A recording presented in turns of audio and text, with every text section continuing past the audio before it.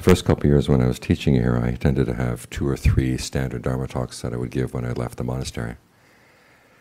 And I think it was about the 3rd year I was walking into the hall, and I realized I couldn't remember which of the 3 talks I'd given the year before. And the question, gosh, what if I repeat myself? And there's a woman standing next to me, and she'd been recording the talks. And she turned to me just as we went into the room, and she said, "There was something you said last year that meant so much to me, and I won't forget it." And then she said it, and I realized it was something I would never say. So I realized, you're going to hear what you want to hear. It doesn't matter what I say tonight.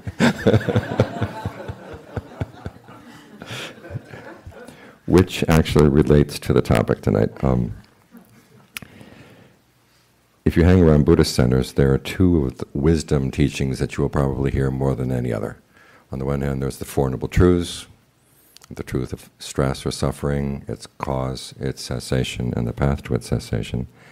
And on the other hand, there are the 3 characteristics, the characteristics of inconstancy or impermanence, stress, not self. And almost everything else you hear about Buddhist wisdom will tend to fall under one of those 2 frameworks. Dependent core rising comes under the Four Noble Truths. Emptiness, in its various meanings, can either come under the 3 characteristics or under the Four Noble Truths. The question is, of those two teachings, which one is the context for the other one? And if you ask most people, they will say the 3 characteristics, because the 3 characteristics are basically about reality, the way things really are, and Four Noble Truths are about a problem that we have within reality.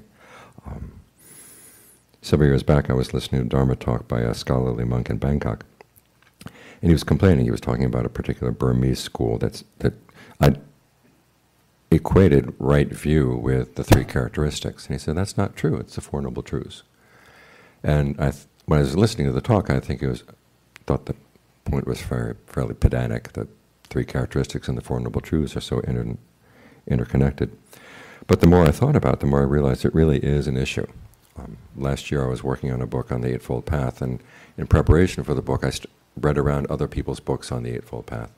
And almost everyone, as they get to the Four Noble Truths as right view, will very quickly morph into the 3 characteristics as the reason why the Four Noble Truths are true. It's because they fit in with the 3 characteristics. So the 3 characteristics are kind of the basis of things. The thing is that it wasn't always that way. In the time of the Buddha, the Four Noble Truths seemed to be the basic truth. When the Buddha introduced the 3 characteristics, it was only after he had talked about the Four Noble Truths. The Four Noble Truths established the connection.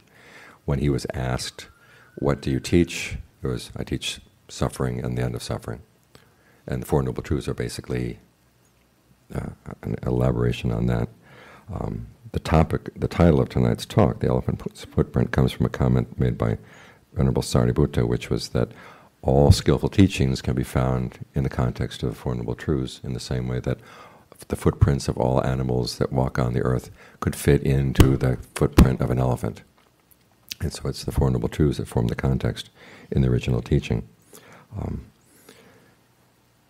And then the 3 characteristics play a role within that. Now, to understand the role they play, it's important to think about the duties of the Four Noble Truths, and also the definitions of these truths. The Buddha didn't simply say there is suffering. He said suffering is clinging.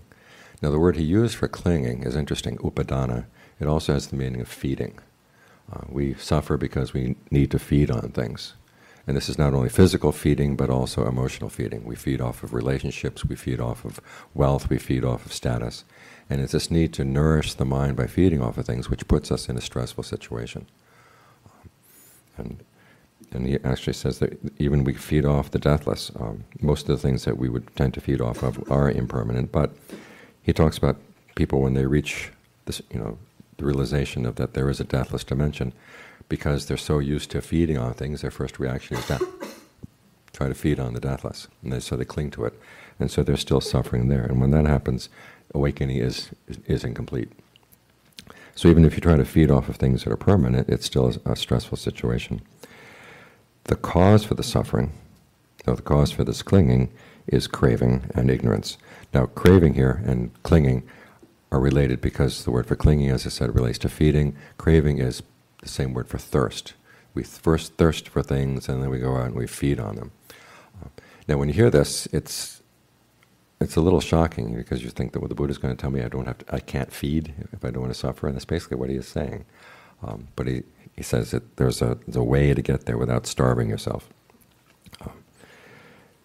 Craving, in turn, is based on ignorance of the Four Noble Truths, that you don't know what really is stressful, what is the cause of stress, etc. And that's why we crave things. The end of craving is dispassion for the craving itself. And the path leading there is the Noble Eightfold Path. Now each of these truths has a duty. The clinging is to be comprehended. In other words, you understand what is it I'm clinging to, why am I clinging, and you get to understand that to the point where you've developed some dispassion for it. Now it may sound strange that we have passion for suffering, but you look at the way people live, and it's pretty obvious then that people keep going back again and again and again to the things that are suffering. It's because they don't understand it. Now, if you understand it, you develop some dispassion for it, and then you can let it go. Similarly with the cause, the duty there is to abandon it, i.e. you see that this is really not worth it, and that this craving is not your friend. John Sawat, one of my teachers, once said we get it backwards. We think that suffering is our enemy and craving is our friend. And in the text they also talk about how we go along with craving as our companion. You're walking down the street, who's there walking with you? It's your craving. Saying, look at the store, look at the people, look at this, look at that. It's a constant conversation. And we tend to want to push the suffering away and to hold on to the craving. Well, it's not going to work, because we're holding on to the cost. It's like we have coyotes out at the monastery, and during the avocado season, the coyotes look really nice and sleek, and they're eating the avocados coming off the trees. And you say, that coyote has a really nice looking tail. Let's see if we can take the tail. And so you try to shake the coyote off the tail as you're holding on to the tail. It's not going to shake off. It's going to turn and bite you. And it's the same with other things. We want to get rid of the suffering, but we like to hold on to the craving. It's not going to separate. Another analogy that's sometimes used is that you go into your house and you see that it's full of smoke, and you try to put out the smoke. You don't look for the fire. We see the suffering, we try to get rid of the suffering, but you have to find out where is the craving that's causing this clinging. Once you see the craving, then you let that go, then the smoke will go away. The duty with regard to cessation is to realize this. In other words, to see that when you do let go of the craving, there really is a release from suffering.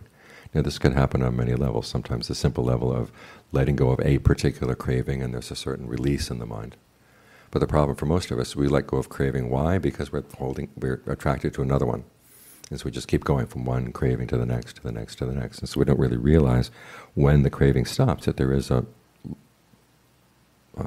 decrease in the amount of suffering. The duty with regard to the path is twofold. First, you have to develop it. You have to do the work to give rise to concentration, give rise to mindfulness, give rise to your discernment, give rise to right speech, right action, and all the other right factors of the path. Once they've been developed, then you let them go.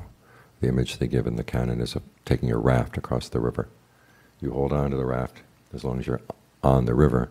Then when you get to the other side, you have to let the raft go, otherwise you won't be able to get onto high land. So these are the duties with regard to the truths. Now, the Four Noble Truths do not just sort of float without some sort of foundation in reality, but the reality they point to is a very interesting one. The Buddha at one point says all phenomena, which means everything you experience in the six senses, are rooted in desire. It's desire that makes you see things the way you do. Now, suppose the tree out there, you can't say the tree is rooted in your desire, but your experience of the tree is shaped very strongly by your desires, as to whether you're interested in the tree or not interested in the tree. Your experience of the Dharma talk tonight is going to be rooted in your desires, as I pointed out. You're going to hear what you want to hear. And a lot of the stuff that will go past you, but there's certain things that you will grasp onto, that you will hold on to, are based on your desires. Now, this can be both good and bad. There are good desires and bad desires. It's often thought that the Buddha said that craving is all bad. But when you look in the path, one of the factors is right effort, and one of the important parts of right effort is generating desire to do develop skillful qualities and generating desire to abandon unskillful ones. So the desire plays two roles in the Four Noble Truths, either a skillful role and an unskillful role. And it's up to us to learn how to be better judges of which kind of desires to follow and which ones not to. And our desire shapes not only just particular data that we pick in from outside, but also our sense of who we are and the sense of the world that we inhabit. This relates to a concept that Buddha calls becoming, in which you take on a particular identity in a particular world of experience based on a desire. For instance, you're sitting here right now and you're thinking, after the talk tonight, I want a pizza. And all of a sudden, you become the person who wants the pizza, and you become the person who is able to find the pizza joint that's open at whatever, 9 o'clock at night, which is probably not a problem in Cambridge, right? No, okay. It's a problem where I live. And the world out there is the world that is either going to help you find the pizza or the world that's going to get in the way. And things that are irrelevant to pizza do not exist in that particular world of your experience. Now, you're sitting here and you say, well, no, I don't want a pizza, I want something else. And the world's going to change, and you may change as well. If you've eaten and you've decided, okay, enough about food, now I've got to think about my work. And then you take on a new identity in terms of what your work is. All of a sudden, the computer, which was not essential for the pizza, now becomes an essential part of you as you're going to do your work. And that becomes part of your identity, and a part of the world out there as well. I have a friend who has a friend who's psychic, and she's found that her role over the many years has been people who have newly died appear to her, and she has to give them advice on what to let go of in order to move on.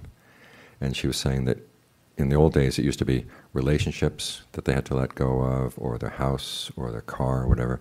And she's finding more and more it's your iPad, and it's your iPod, and it's your iPhone, that people really, really attach to these things more than anything else, because it does become part of you. It's part of what you can use in order to get your desires. It becomes more and more indispensable. But you'll notice if you look at these becomings as you go through the day, they change quite a lot. Your identity changes as you go through the day. The world you live in, that you're inhabiting, that will change as you move from one desire to another one. And so the Four Noble Truths deal specifically with this issue. They say that it's the craving that leads to becoming that's the cause of suffering. And so he's saying, but at the same time, we have to create a state of becoming in the mind, i.e. right concentration, in order to put the mind in a position where it can understand the processes of becoming. So the desire that leads, say, to right concentration, right mindfulness, those are things you want to encourage, as opposed to the desires that would lead you away. Now you notice that in these duties for the Four Noble Truths that the cure in many cases is dispassion. You have to develop dispassion for suffering, dispassion for its cause. The Third Noble Truth itself is dispassion. With the path, as I said earlier, there's a twofold duty: to develop it and then to let go. So eventually you're going to have to develop dispassion for the path. But before you do that, you have to have passion to put in the time, put in the energy in order to put an end to, an end to suffering. Now, the three characteristics play a role in this context. In other words, they're there to help you develop dispassion. But it's important to understand two things. One is that the Buddha never called them three characteristics. You can do a computer search for three characteristics in the Pali Canon, and there's only one passage which talks about three characteristics, but it has nothing to do with these. What the Buddha does call these things of inconstancy, stress, not self, he calls them perceptions, i.e. they're labels that you apply to things. And you're free to apply them or not to apply them as you see as appropriate. To see that something that you're lacking, and they're there to encourage dispassion. So if you find that you're holding on to something that you see as unskillful, then you would say, okay, let's look and see to what extent this really is something I can hold on to long term. And if it's something that's going to leave me, maybe I better learn how to let go before it turns around and bites. And then the next step is, well, if holding on to it is difficult, maybe it's stressful, maybe it's not worth it. And then you see it's really not worth being calling it myself or mine. And that's what the not self teaching means. It's basically a value judgment. It's not worth it.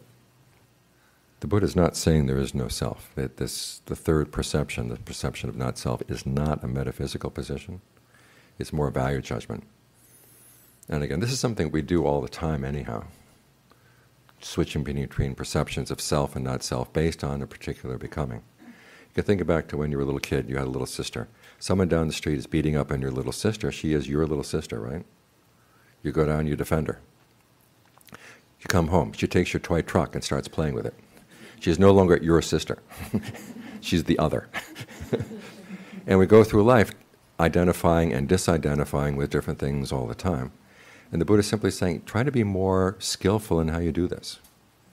As you make your judgment, think about when you identify with something, why are you identifying, what are the consequences going to be?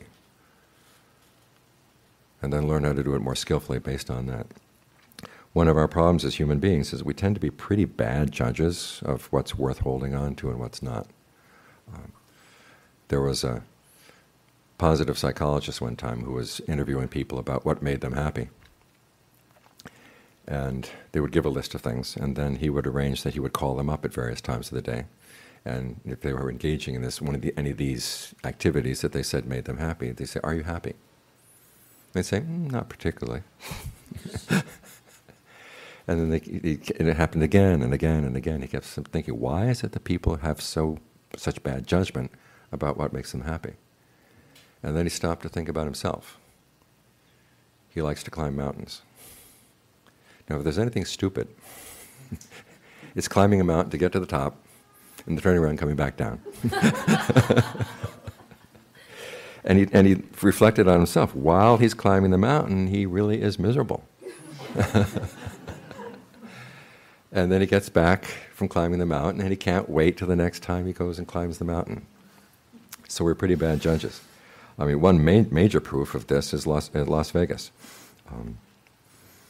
I go camping on the north rim of the Grand Canyon, and I have to go through Las Vegas to get there.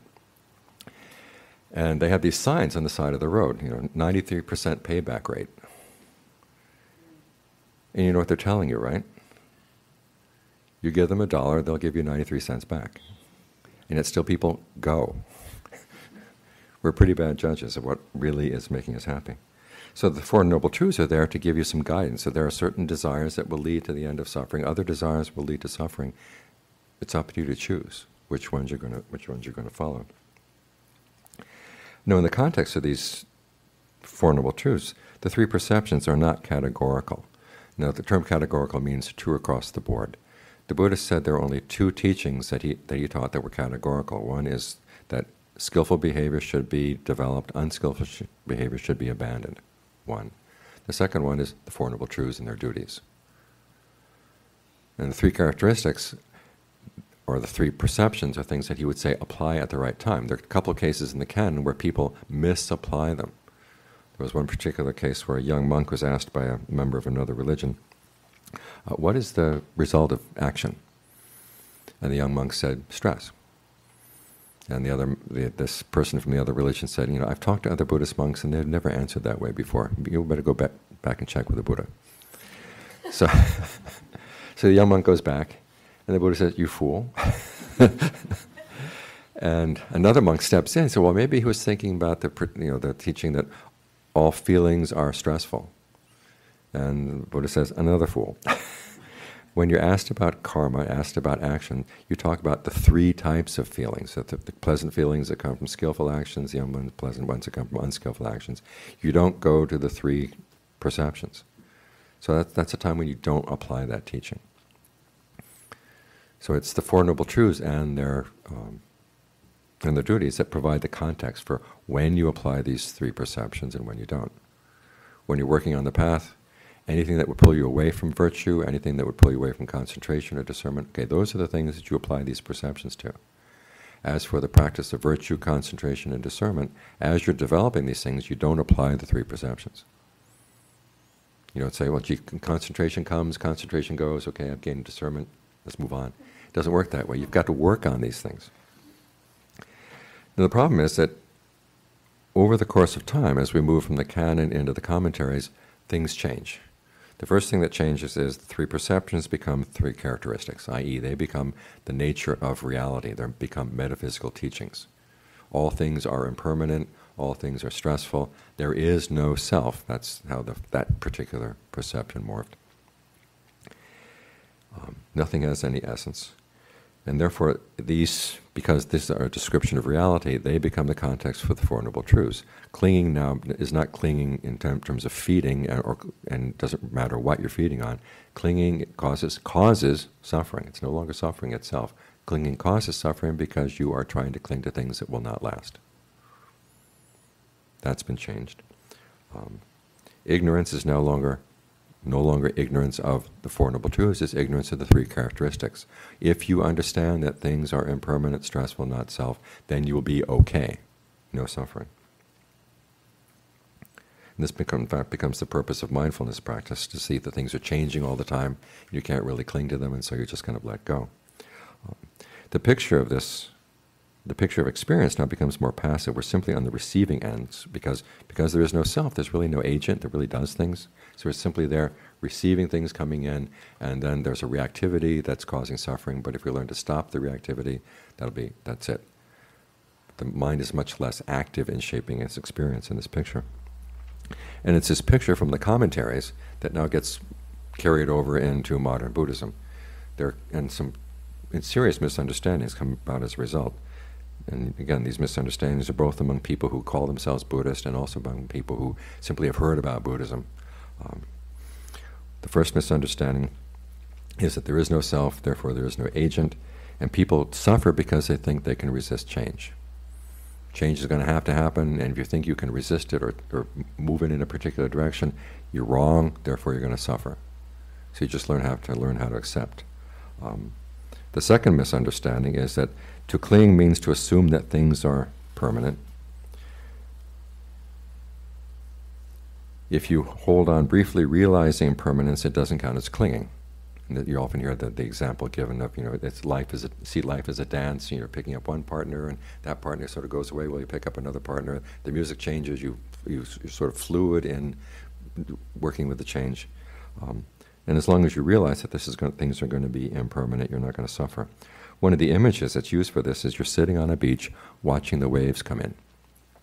Now, if you're foolish enough to try to stop the quote-unquote bad waves and to hold on to the quote-unquote good waves, you're going to suffer. But if you just sit there and watch the nature of waves is to come and to go and you'll be okay, then you're not going to suffer. That's the image they give. And then the third misunderstanding that comes in is that because things are always changing, there is no permanent, or there's no fixed standard of right and wrong. Right and wrong are going to change all the time, and all you have to do is just kind of put up with this. There's no recommendation for what you should do or what your own personal path might be. Everybody will have their own individual path. There's no judgment of right or wrong, even in right or wrong ways of interpreting the Dharma. All you have to do is accept change in all of its varieties, and you're going to be okay. The image that I think of when I hear this interpretation was a show I was watching a while back. I've been practicing my French, and I've been watching a French Buddhist show. They actually have a Buddhist show on French TV, And I was on it a year back.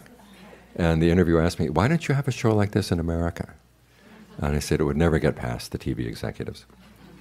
But there was this one French Buddhologist who was on there one time. He was explaining dependent co-arising, and the woman interviewer asking him, "Could you give me an example of what dependent co-arising means in daily life?" And he looked at her and he said, "It means that lovers have to accept the fact that their expression of their love is going to change from day to day." And the way he looked at her and the way she looked back at him was basically saying, you have to accept the fact that if we're lovers, I may have an affair, Which is a very French way of interpreting dependent co-arising. But there's no right, there's no wrong. You just got to accept the fact that my behavior is going to change over time and within the context of this relationship. So you ask yourself, what kind of views are these? One is they're very defeatist, in the sense that, okay, you just got to accept the fact that things are just going to be the way they are and you can't really change them, so just be okay. And that's very sort of defeatist and passive. Secondly, it's pretty irresponsible, basically not allowing you to play any role to change yourself in a way that would have a good effect either on yourself or on other people. And the third problem is it's not really realistic. You ask yourself, what are the things that we cling to most? I can think of two things right away, food and sex, right? Now, do we think food is permanent? Do we think sex is permanent? No. But we still cling. So to say that, okay, we know that things are impermanent, and if we hold on, it doesn't count as clinging, that's not the case. We're really, really clinging. And those dead people who cling to their iPads and their whatever, they know that they're impermanent, but they want to, they're still going to hold on anyhow. And what for me is the most important thing is that if you compare this interpretation with the Buddha's interpretation, the possibility of a true happiness just doesn't exist. You just got to learn how to desensitize yourself to the pain that comes when you are basically a serial clinger, moving from one clinging to the next, to the next, to the next. There's a lot of pain in that. And the Buddha's offering, he said, there is, with the Four Noble Truths, though, he said there is an end to suffering. There is a dimension that you can touch that doesn't change, that doesn't depend on conditions, that doesn't involve feeding at all. And that's the kind of happiness he's offering.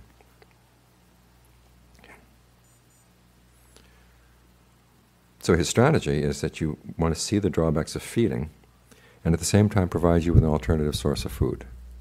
Because if you say, gee, food is impermanent, my stomach is impermanent, I'll just stop eating, it doesn't work. He's basically saying, okay, I'll give you an alternative source of food. You'll learn how to feed off of virtue. You learn how to feed off of concentration particularly. When the Buddha is giving analogies for the path, the concentration usually comes in as the food. One of his most striking analogies is of a fortress on the border, frontier. And you've got the fortress walls, which stand for discernment. In other words, the discernment that doesn't allow the enemy in, doesn't allow your defilements in. And the interesting feature of these walls is that they're plastered. So they have no place where you can grab on to climb over them. The fortress is surrounded by a moat, which is a sense of shame and compunction. It's got a foundation post, which is conviction. And it's got a gatekeeper at the gate, which is mindfulness. Now, the duty of mindfulness here is to choose who to let in and who not to let in. Now, there's recognized, okay, some people are enemies, so you've got to keep them out. Whereas other people are trustworthy, you can let them in. Which I think is a very telling image for mindfulness, because for most of us, we've been taught that mindfulness means just accepting what comes and goes and being okay. That mindfulness is like those mannequin cops that they put on the side of the road. Did they do that in Massachusetts? No? You know a mannequin cop? Out where I live, the tax base is a little bit shakier. And so when they don't have enough money for real cops, they will park a car on the side of the road and they will put a mannequin dressed as a policeman inside the car. Yeah. What's the difference? Oh, the difference is the first time you go past the mannequin cop, you slow down. And then you look in the car and you realize, wait a minute, that's a mannequin. So the next time on, you don't slow down anymore. And so if mindfulness is just going to watch things come and go in the mind, it's a mannequin cop. The duty of mindfulness is to remember what's skillful and what's not skillful, so you know what to do with what's skillful, arising in the mind, and do what to do with what's unskillful. And then the soldiers in the fortress are your right effort, and then the food for the mindfulness and for the soldiers is your concentration. You learn how to get the mind into a state where it has a sense of pleasure, it has a sense of rapture. And you can feed on that, so that when you're tempted to fall for other pleasures, you say, well, I've got something better here that doesn't have those bad consequences. And you're going to cling to that, you're going to hold on to that, but you're clinging to something good. Remember the Buddha image of the raft going across the river. You've got to hold on to the raft. You can't get up on the raft and say, hey, look at me, I'm not holding on. You fall off. And one of the interesting things about this image of the raft, there are two things. Actually, there's several. One is that it does give a hope that you can get to firm ground based on your own efforts. There are things that you can do to change your situation. And the situation that you go for is something that's not going to change. You get there and you're safe. You think about being back on the beach with the waves. What if Hurricane Sandy comes in? The waves come up, you get washed out.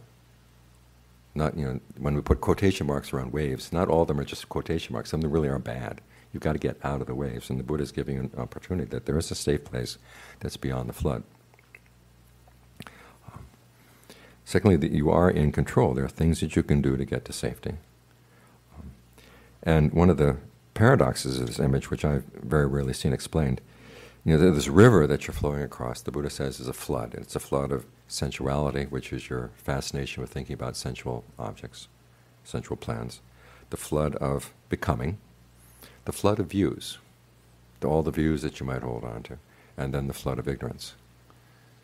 Okay, so you're trying to get over and beyond views that you might hold on to. But part of that path that takes you apart, that raft, stands for the Eightfold Path, which has right view. So there's certain views that you hold on to get you across other views, say views that would actually get in the way of your skillful behavior. One of the most harmful views that you might have is, well, my suffering serves a purpose, so therefore I should put up with it. The idea that the universe has a secret purpose that you're supposed to find out, and then you have to put up with your suffering in order to help that secret purpose. The Buddha doesn't encourage that. The view of the universe that he makes as part of right view is that the universe has no purpose, which may sound kind of scary, but it's actually liberating. You can choose, I don't have to suffer. And there's nothing out there that says I have to suffer for their purpose. So you hold on to this kind of view so that you can get across other, more unskillful views. So the Buddha is offering something that you can do. He's offering a type of view that eventually you will transcend. Because what is about right view that allows you to transcend it is that you're looking at all conditioned phenomena. The question is this something that should be held on to, or should not be held on to? And you're looking more particularly at, what am I doing? The problem is not things out there. The problem is how I relate to things. And so as you deal with unskillful views, then finally what's left is right view that you're holding on to. And you really, wait a minute, you look at the process of my holding on to this right view, and you get to the point where you don't need it anymore. Right view basically teaches you, let go of me. So that's how that's the usefulness of that particular kind of view. The Buddha's teaching here is also responsible. It gives you guidelines for what you should and shouldn't do. There's an interesting passage where the Buddha said, this is the duty of a teacher, is to give you a foundation for deciding what should be done and what shouldn't be done. If you're told that everything is determined by your past actions, or everything is random, or everything has been determined by Creator God, there's no basis for you to decide what should I do, what should I not do, because your actions don't have any consequences. You kind of give up on the idea of trying to judge what's a skillful action and what's not. But for the Buddhist point of view, a responsible teaching is one that says, okay, your actions do have consequences. You can learn from your mistakes as to what works and what doesn't work, and this gives you a foundation for deciding in the future, what course of action should I do next? So he's taking seriously the responsibility, your responsibility as an agent. You have this power within you, and he's basically telling you, make good use of it. Take serious the fact that you are shaping your experience with your desires. And you have a choice. There are skillful desires and unskillful desires, and you can learn through your powers of observation which is which. So the Buddha is giving you a lot of power. He's placing some responsibility in you, but he's also giving you the power to use this power well. Okay. And then you compare the type of happiness that the Buddha is teaching. He's not defeatist. In fact, one of his names for the Eightfold Path is unexcelled victory in battle. So it's not just sitting there and saying, okay, let the enemy just kind of ride over me. He said, you can go out there and actually do battle and win with your defilements. So the Buddha is giving you a much broader and a deeper and more, I find, more inspiring vision of the happiness that's possible to us if we take seriously our power as agents. And we learn to put the three characteristics or three perceptions inside the context of the Four Noble Truths. Rather than saying, well, everything is impermanent, stressful, not self, so let's just give up. He's saying, no, you've got these four truths, and if you follow the duties with regard to these truths, which he's not imposing on you, but you ask yourself, wouldn't I rather be done with suffering? And if so, this is what I've got to do. And so learn how to look at your desires and figure out which ones are leading you in the right direction and which ones are not. Learn to develop your powers of judgment by being more and more observant. So this seemingly pedantic point is that which is the context, the Four Noble Truths or the three characteristics, actually makes a big difference. And the question is, what do you want? The Buddha says that the ultimate happiness is available, and he's been teaching us swimming lessons for 2,600 years, and how to get across the river, get to the other side. The Dharma that's based on putting the three characteristics first is actually siding with the advertising industry. It says total unchanging happiness is impossible, so content yourself with sitting on the shore. We'll bring you drinks, we'll bring you umbrellas, but don't count on us when climate changes and the hurricanes hit. So the choice is yours. So that's my talk for tonight. Thank you for listening. To learn how you can support the teachers and Dharma Seed, please visit